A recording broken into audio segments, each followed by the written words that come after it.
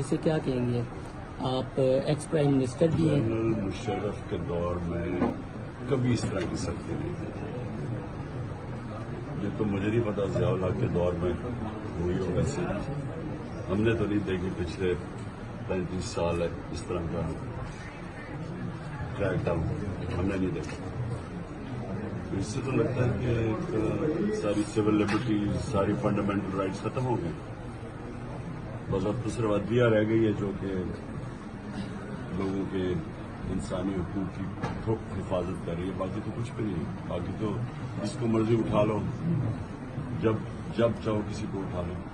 تو خان صاحب، آپ عزم جوان ہیں، ابھی بھی آپ کا پرعزم ہے اور ڈٹ کر کھڑے ہیں۔ آپ جتنے مقدمات بنائے جا رہے ہیں، پیشیاں ہیں، آخری گیند تک لڑنے والا کپتان تھا اور آخری گیند تک لڑنے والا۔ یہ بتائیے گا جب سے